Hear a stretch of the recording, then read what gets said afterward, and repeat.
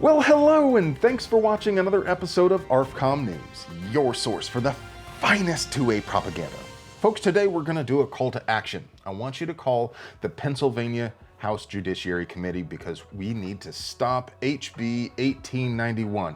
It would create a registry in Pennsylvania by requiring manufacturers, dealers, and importers to report to the state police anytime they sell a gun. The Pennsylvania House Judiciary Committee is scheduled to vote on HB 1891 today, Wednesday, the 12th. If it makes it out of committee, it will almost certainly pass the Democrat-controlled House.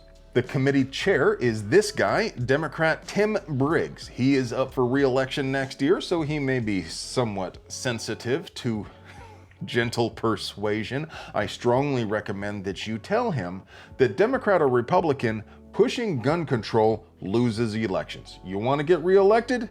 Don't touch that rail, son. Call him up at 610-768-3135. And friends, I know what you're thinking.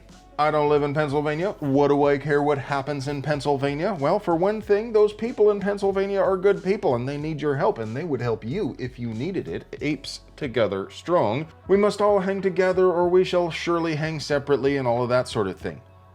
That said, what happens in Pennsylvania could come to your state. It's important that we all work together, and just because you don't live in Pennsylvania doesn't mean that you don't have a right to redress the government of Pennsylvania for what it's doing. You have a First Amendment right to redress of government for grievances, even if it's not your government. So for all those reasons, and probably a few more I didn't really think of, please call Tim Briggs right now at 610-768-3135 and tell him to drop all the authoritarian police state gun control nonsense if he wants to win elections. But hey, it would be impossible for us to produce quality 2A propaganda without sponsors. So let's pay some bills. Today's video is sponsored by Hornady. The 338 Advanced Rifle Cartridge. Purposefully designed for hard-hitting subsonic performance, the 338 ARC delivers 1.5 times more energy than the 300 Blackout subsonic. Featuring the 307-grain Sub-X bullet in the subsonic line and the 175-grain hollow point in Hornady Black. The big little cartridge that packs a punch. The 338 ARC from Hornady. And by Vortex. Vortex just added a new solar-powered closed emitter version of the ST to their Defender line of micro red dots. Like the rest of the Vortex Defender line, the new enclosed ST features a constant-on emitter with no flicker and shake-awake, so it's always ready. It also doesn't drain the battery in daylight and has a convenient side-mounted battery. Find out more in the doobly-doo. Well, at the risk of looking like I'm beating a dead horse, here is yet another installment in the Glicky Switchy saga. Connecticut Attorney General William Tong, who, maybe I'm alone in this, but really looks like he's going for Dollar Tree Elon Musk here. He wrote an open letter to Ruger begging them to bend the knee like Glock did. The relatively new Ruger RXM is a collab with Magpul, as you know, and it is touted as being compatible with all Gen 3 Glockish things, which seems to indicate that it would also be compatible with switches. So why would the Connecticut Attorney General do something like this? Does he own stock in Ruger? Ruger is a company in Connecticut after all, and increasing their sales could increase Connecticut GDP. Maybe that's what he's after. And if you're wondering what I'm on about, well, at this point, it seems like this sort of letter only really serves to inform people that Ruger is one of the few companies making a Glock-compatible Glock still. That is, the Ruger RXM is compatible with Gen 3 Glock stuff, and you're out there sending out these letters saying, hey, Glock bent the knee and stopped them from installing the switches, and Ruger doesn't do that. Hey, guys. You guys should buy a Ruger Glock because Ruger Glocks still work with switches. Essentially, I mean, come on. That's what he's basically saying here, isn't he? Ruger did publish a statement in which they declined to directly address the whole Glock switch issue and instead commented on the fact that the Attorney General's office never actually bothered to reach out or communicate with them in any way before issuing this very public letter.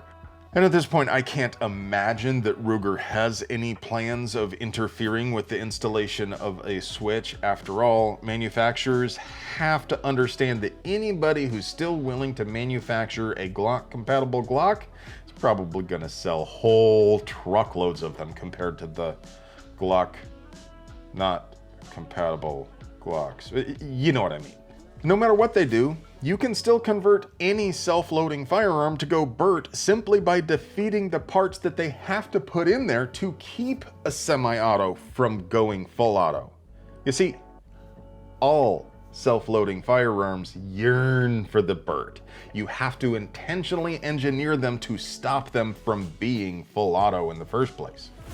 Jose Medina was convicted of trafficking literally dozens of firearms. When the ATF checked their totally not illegal gun registry, they found he bought 82 guns during a one-year period, which amounts to over $42,000, which is more than his entire annual salary for that period.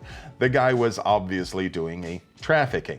Now, for the record, I believe that trafficking in firearms is a fundamental human right, and the ATF lacks the authority to interfere with the trafficking of firearms in any way. You are powerless to disarm the poors, and all gun control is illegal and unconstitutional. That said, this guy was obviously doing a legitimate trafficking, and he got sentenced to substantially less time than Matt Hoover, Chris Irvin, or Patrick Adamiak. So, I want you to call up Pam Bondi right now. Let's see, what's her phone number? 202-353-1555.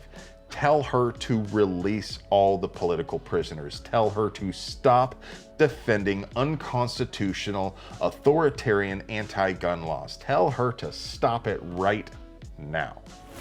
Vortex has announced a new addition to their Razor HD Gen 3 line, which is going to be a 4-12 by 44mm scope with a 34mm tube and quarter MOA adjustments. It has a pretty nifty feature though for zeroing, which allows you to slip the scale for infinite adjustability during zeroing. Then you can lock the scale back down for those quarter MOA adjustments to set your dope. The field of view will be just under 41 inches at 4 power and 100 yards. Vortex has a website on the interwebs, of course, and I assume that the price for this new fangled scope is listed on that website, but YouTube always acts funny when I try to give you prices, so you folks are smart. I'm sure you can figure out for yourself. And of course, for the record, we are sponsored by Vortex, as I said at the beginning of this video, but didn't really tell us anything about running this segment. And finally, Big Johnson 92 posted a thread in the M16 Retro forum where he found a really unusual delta ring that's not seen all that often. Naturally, ARFCOM figured it out pretty quickly and determined it is from a prototype of the XM177. Check out the thread if you want to know more. Well, friends, as always, thank you for joining me on this fantastical journey through the world of pews. But if you would like to help us keep delivering you pure American pew punching at the low price of free, don't forget, it would be literally impossible for us to keep the lights on without our sponsors. So do us a solid and get yourself something nice from them. You deserve it. I love you.